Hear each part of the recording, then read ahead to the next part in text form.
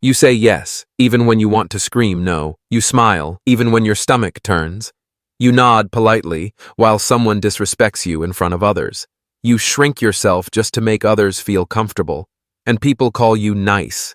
They call you sweet, kind, someone easy to work with, easy to be around. But here's what they won't say to your face. They don't like you because you're strong.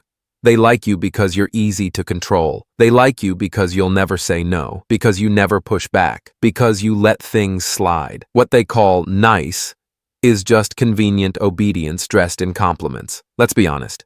You're not saying yes out of love. You're saying yes because you're afraid. Afraid they'll get mad. Afraid they'll leave.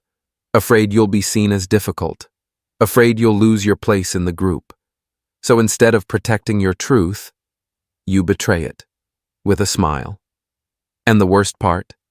You've convinced yourself that's strength, that staying calm is maturity, that letting things go is the high road, that suffering in silence is noble, but the truth is darker than that. You're not being noble. You're being invisible. And the more you play nice to avoid conflict, the more you disappear. You think being nice is the answer, that if you just try a little harder, they'll finally respect you, that if you keep being available, they'll finally prioritize you, that if you're endlessly forgiving, they'll finally stop hurting you. But here's the brutal truth. No one respects a person who doesn't respect themselves. You teach people how to treat you, and when your boundaries are always negotiable, you become disposable. They don't need to consider your needs because they know you'll adjust. They don't fear losing you because they know you'll stay. And that's not love. That's leverage, being used against you. This isn't about being cold or cruel. It's about waking up to a truth you've been avoiding your whole life. Being too nice is not kindness. It's self-erasure. And if you want to stop bleeding power in silence, you have to understand what created this pattern. It starts in the mind, in a place Carl Jung called the persona. You weren't born nice. You were trained to be nice. As a child, maybe you learned that when you were quiet, adults praised you. When you were agreeable, people smiled. When you avoided conflict, you were called mature. So you kept doing it. You learned that saying yes earns you love, that pleasing people makes you safe, that shrinking yourself keeps you out of trouble. And slowly, without even realizing it, you started tying your worth to how little space you took up. You stopped asking for what you wanted. You stopped defending yourself when hurt. You stopped being honest, not just with others, but with yourself. Because being honest might mean being rejected. Being direct might mean being disliked. And being real might mean losing everything you worked so hard to hold on to. So you chose what felt safe. Silence, submission, niceness. But what you didn't realize is you were building a prison and calling it morality. You started believing that kindness was your identity, that to be loved, you had to be agreeable, that to avoid chaos, you had to avoid truth. You thought you were being good, but you were actually being afraid. Because true goodness has boundaries. True kindness has clarity. True strength doesn't flinch at discomfort. What you've been doing isn't strength. It's self-protection. It's performance. You're not nice because you want to be. You're nice because you don't know who you are without it. You've spent so long playing a role, you forgot who's behind the mask. And that mask has a name. Carl Jung called it the persona. The persona is the face we wear to survive. It's the version of us that's acceptable, polished, predictable, pleasing. It's what society rewards, what our parents approved, what our teachers encouraged. But here's the danger. The more you identify with the mask, the more you abandon the real you. You become a character in other people's story, always bending, always adjusting, always saying, "I'm fine," even when you're bleeding inside. And the longer you live through the persona, the deeper you bury the rest of you, the angry you, the assertive you, the honest you. Carl Jung warned, "The persona is a system of behavior that is only partially real. Beneath it lies the shadow, everything you refuse to be, and that's where your power went. Not because you weren't strong, but because you locked it in the basement and called it being nice." Carl Jung described the persona as the social mask we all wear, the version of ourselves we present to the world. It's not fake, it's functional. We all need it. It helps us fit in, survive, connect. But here's where it goes wrong. When the mask becomes the master, the self begins to die. You've been wearing the same mask for so long, the kind, polite, always agreeable version of yourself, that you've forgotten it's a performance. You're not acting anymore. You've become the act. You don't just play the nice guy. You believe that's who you are. And anything outside of that, anger, confrontation, saying no, feels like a threat to your very identity. That's not self-awareness. That's self-abandonment. When you only live through the persona, something terrifying happens. You start to believe you don't have needs. You start to feel guilty for wanting respect. You start to fear being misunderstood more than being disrespected. And the world? It takes advantage of that. They don't see your silence as grace. They see it as a green light.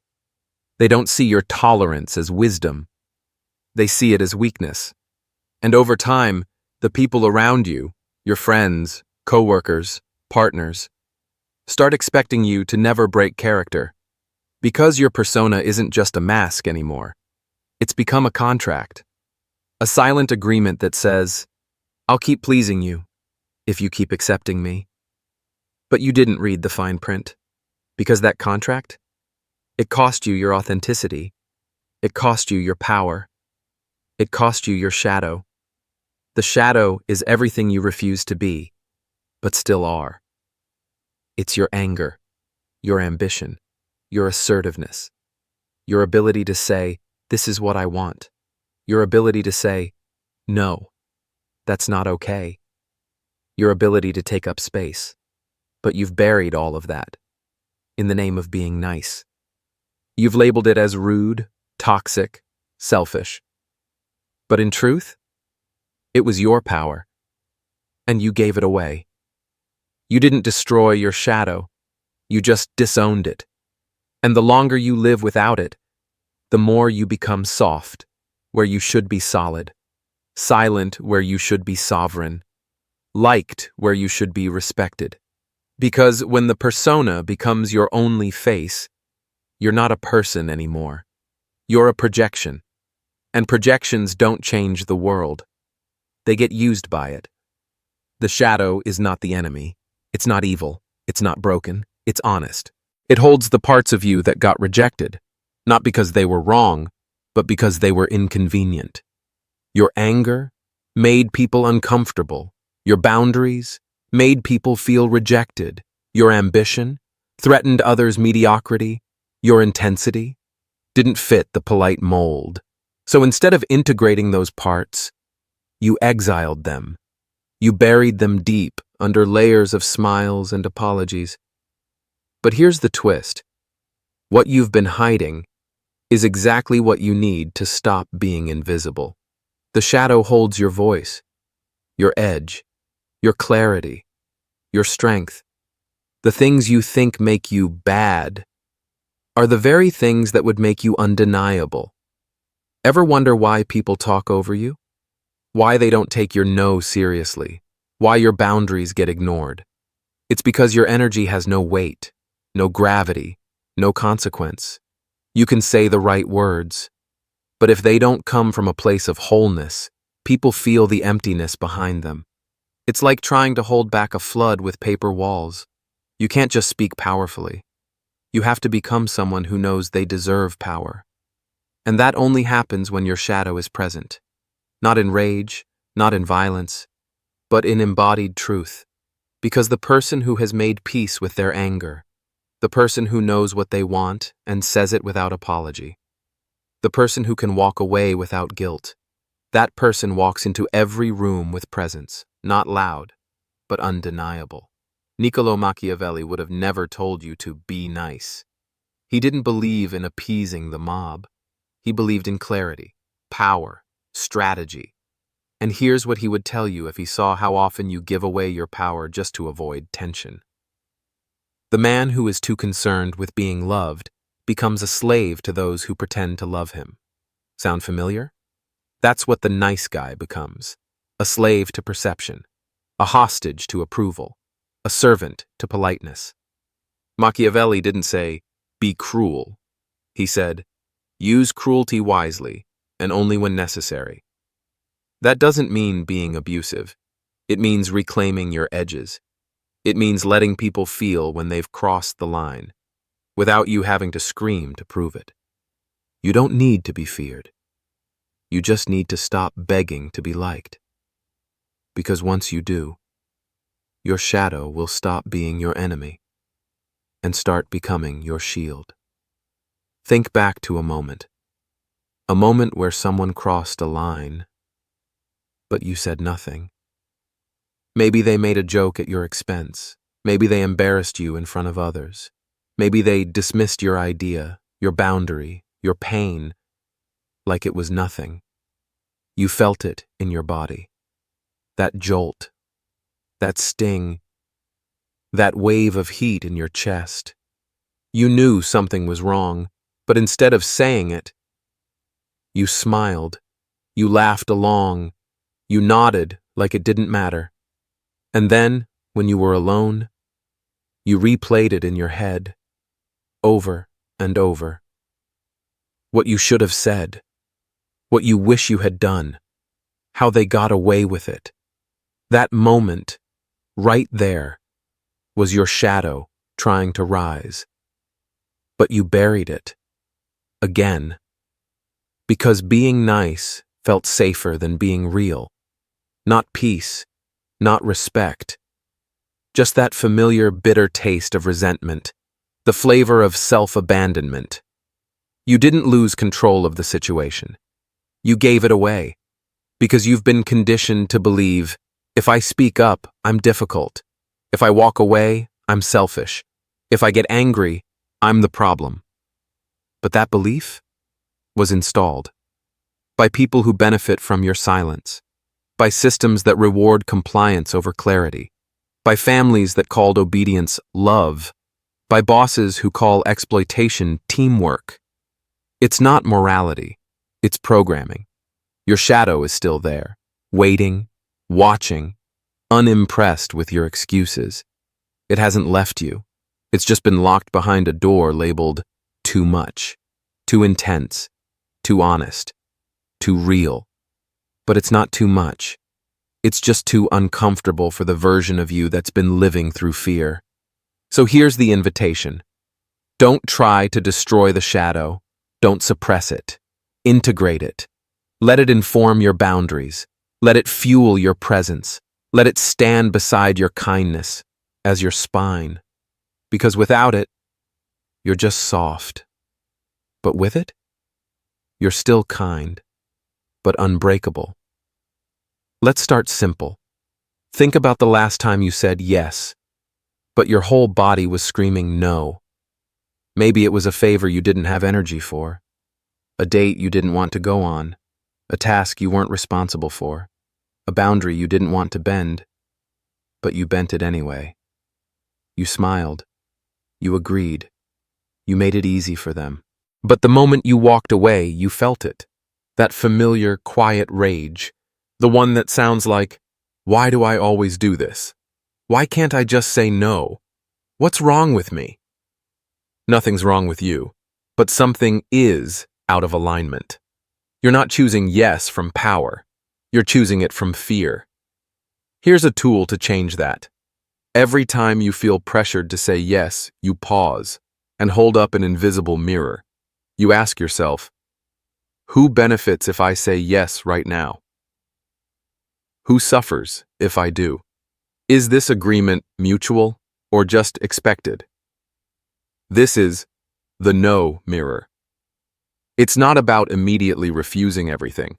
It's about witnessing the moment you're about to betray yourself, because most people don't know they're being manipulated, not by others, but by their own pattern of avoiding discomfort. That's how the nice guy gets trapped. He doesn't decide to give away his power.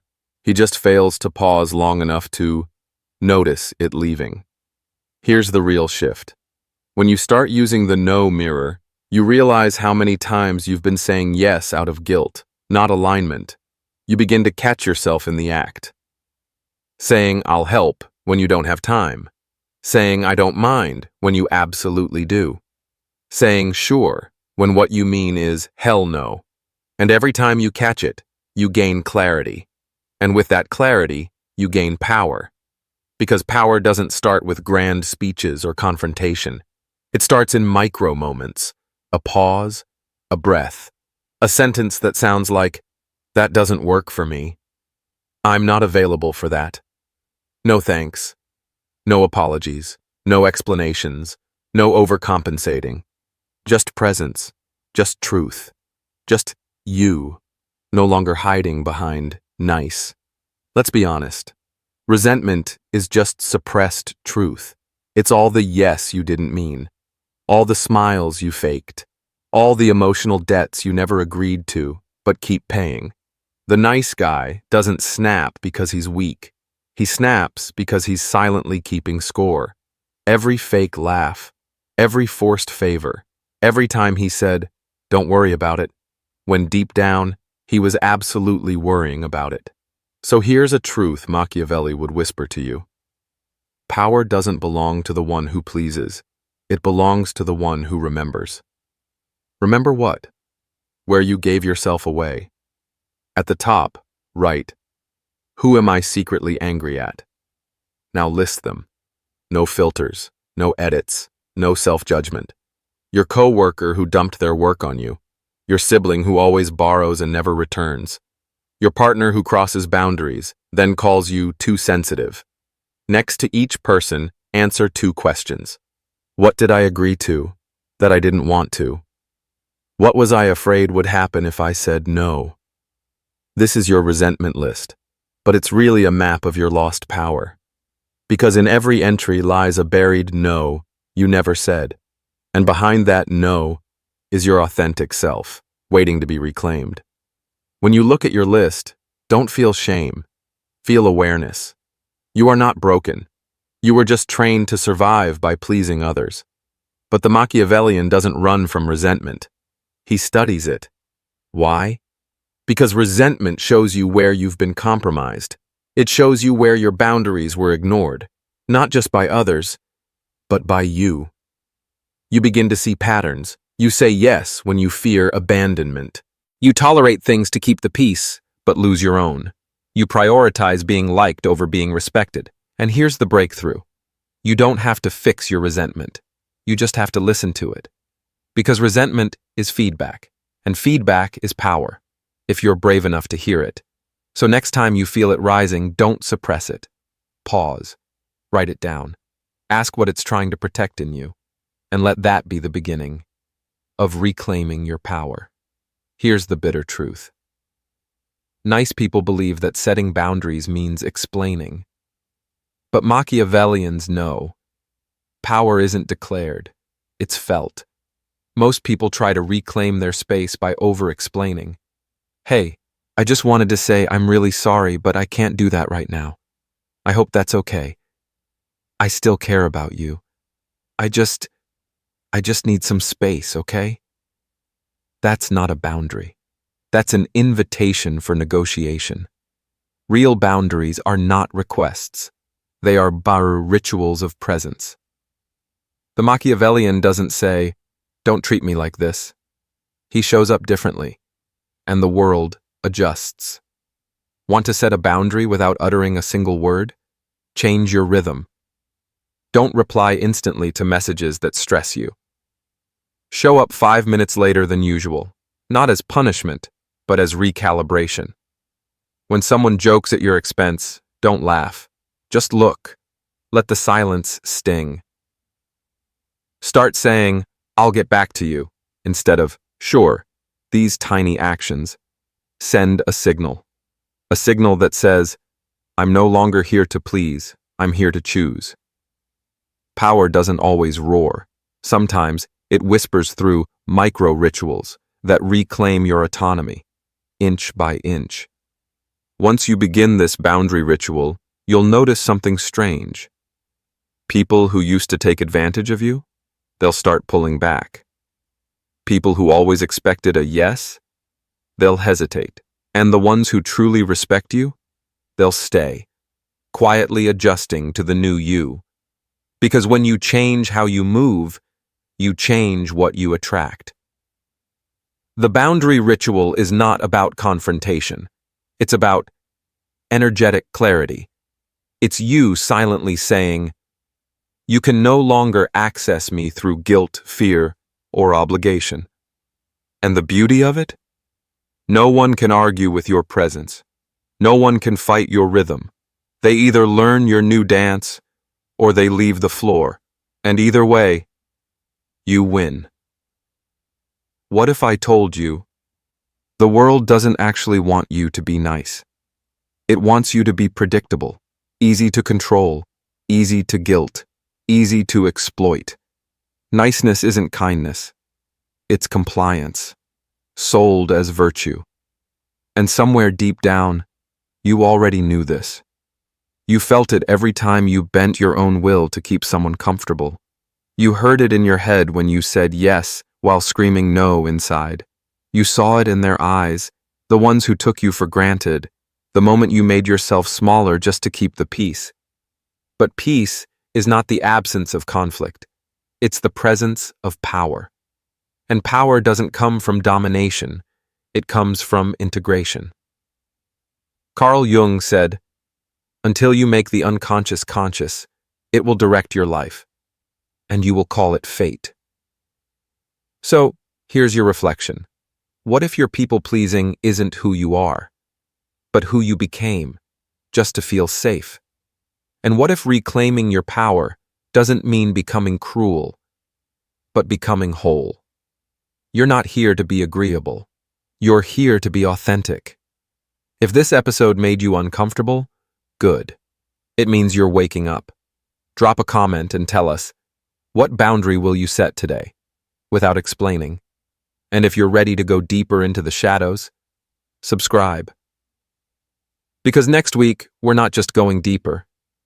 In the next episode, we'll explore a line few dare to cross. How can you play power games without becoming the villain? Is it possible to use Machiavellian strategy ethically? We'll decode the balance of influence and integrity, and how the most powerful people in history walked this razor's edge. This isn't for everyone, but if you've made it this far, it's for you. See you in the next one.